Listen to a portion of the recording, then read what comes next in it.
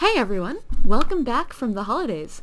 Team Stonehearth took some time to rest, reconnect with our families, and play the games that inspired us, and now we're back in the saddle and ready to spend 2017 making our game amazing. Since it's the start of a brand new year, let's take a moment to reiterate our long-term goals. Real life can be super messy and chaotic. Stonehearth is a fantasy town-building ant farm game where you can step away from all of that and pioneer a living world that inspires warmth, creativity, and storytelling. So, we just finished 2016. How did this last year help us toward this goal? Well, first and most obviously, we spent 2016 building a ton of new features to make the game more interesting, more challenging, and more complex. We started with a bunch of new combat classes: the Knight, the Herbalist, the Cleric, and of course, the very epic Archer. To support these classes, we added new combat gameplay, including ranged combat, kiting, safety points, updates to the weapons and armor systems, and combat parties. To challenge our heroes, we wrote a whole bunch of new monster encounters like the Necromancer, the Varanus, the Ogre Doorbreakers, and enemy clerics. We finished up the Goblin campaign, introduced the Orcs of the Red Kiln, and buffed them all to heck with hard mode. After spending some time on combat, we then dramatically improved building. Most buildings now finish, and to do this we had to invent a bunch of dependency AI technology that, to our knowledge, nobody has ever accomplished before. Also, we have a new stair tool, buildings can be destroyed in a fancy explosion, and we have fixed landscape scarring. Finally, we touched very lightly on game progression. Our artists made beautiful things, templates and fountains and Tier 2 quests for Rise Children and the Ascendancy. And of course, save compatibility. Throughout the course of the year, we kept the game up to date so that you can load saves from even early in 2016 into late in 2016. This has been a huge effort for all of us, but we think it's been totally worth it after seeing your multi-alpha towns. So those are the highlights for features. What about our long-term projects? In August of last year, I did an update where I mentioned that the game was at something of a tipping point, and that in order to continue to add meaningful content, we would have to take time to invest significantly in a few key areas: core game design, performance, and addressing long-outstanding artistic, aesthetic, and tech questions. These would be long-term projects that would happen in parallel with feature development. We realized that if we did not take more time to invest in these areas, new features would just make the game buggier, slower, visually jankier, and unsatisfying gameplay-wise. To that end, we hired a full-time lead game designer whose work you will start to see in Alpha 20, and who will help us focus on our core game loop in 2017. We also made huge constant strides in performance, moving the number of Hearthlings the world can conveniently accommodate up from 15 to as many as 30. Performance is a moving target, however, and we will continue to invest in it as we add more things. Finally, for artistic explorations, Ali did some paintings of the edge of the world, interspersed with making models for the game, and there will be lots more of this to come in 2017. Lastly, for 2016, I should call out that this year saw Team Radiant get acquired by Riot, which has been fantastic for our ability to grow our team with specialists across multiple areas. Riot has actively helped us add 9 people to Team Stonehearth: a lead designer, a part-time UX designer, a full-time animator, a full-time lead artist, a full-time QA engineer, 2 summer interns, both of whom are returning next summer, one of them as a full-time, and at the very end of the year, 2 experienced engineers, one who started in December and one who will start in February. This is a huge influx for a small team like ours, and we are very grateful to Richard, Nikki, Malley, Ali, Anna, Winnie, Morgan, Justin, and soon Angelo for giving our game their professional dedication and commitment. Though we also said goodbye to Yang and Doug, and though Tom and Tony have transitioned by necessity to take higher level responsibilities on our team, we think that the Stonehearth team going into 2017 is as strong and committed as ever, and we hope you will see this in our output as everybody slowly learns to work well together. In summary, 2016 was a really great year that set us up perfectly in terms of team and long-term projects for all the things we still need to do to make Stonehearth a satisfying, complete experience. These things break down into 3 major categories. First of all, a really solid game loop that allows our content to build on itself so that the total is greater than the sum of its parts.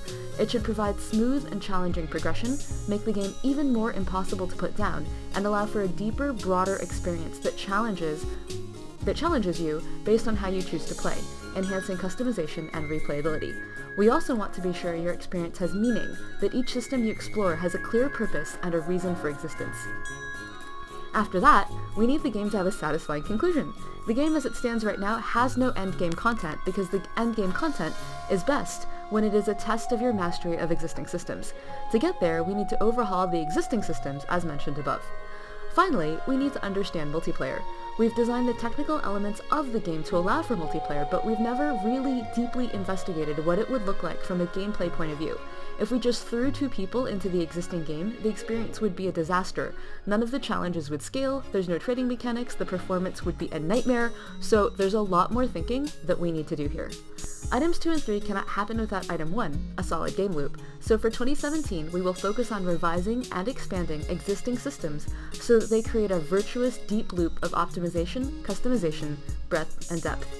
To get this started off, we've chosen to revise Hearthling Happiness into a unified system that will serve as the basis for introducing an ever-expanding level of complexity and meaning into the game. For example, early-game Hearthlings may encourage you to build them shelter, or make them food, or keep them safe. Mid-game Hearthlings may want more complex things like aesthetics or human interaction. Our goal is to make sure that you have a strong reason to invest in each system, adding significance to yours and your Hearthlings' experiences. The system should also encourage multiple possible optimizations based on how you desire to play: economy, food, combat prowess, etc. It will allow us to add new systems like mechanics around crampedness or darkness. Going deeper into 2017, I would also expect us to revisit other major systems like the in-game economy and the primary classes and their relationships. We should also spend time on our simulation, on water, for example, and on building. And of course, we will continue to work on our long-term projects: performance, better error reporting, future-proofing our work by making our code patterns more robust, artistic exploration, and investigating multiplayer and planning out the endgame. By starting 2017 with a focus on core systems, we will unlock our ability to complete the game as a whole, and ensure that when we finally do get to the Northern Alliance, or Glaciers, or Weather, or Festivals, or Geomancer, or Magmasmith, that they will significantly enhance the gameplay, instead of feeling bolted on like a palette swap of an existing class. So now that I've laid out our very general plan for the year, what happens next? First of all, keep an eye out for upcoming milestones. As the year progresses and as our planning coalesces, we will get you some milestones for the roadmap and updates to the main site and to the Trello. We're currently in the midst of 2017 planning, with details only spelled out so far for Hearthling Happiness and some updated combat mechanics and Hearthling traits. More coming soon. Second, there will be a new stream schedule. Our goal with our streams has always been to show you our development process and incorporate your feedback into our work live. Over the last 6 months, however, we've noticed that our effectiveness at this has decreased. More and more of our projects are cross-functional and require multiple people to implement, so scheduling stream-friendly chunks of work has gotten difficult. At the same time, we'd like more of our team's domain specialists to get a chance to know and work with all of you, but we don't want everyone on the team to be constantly scrambling to put together work that isn't easy to chunk.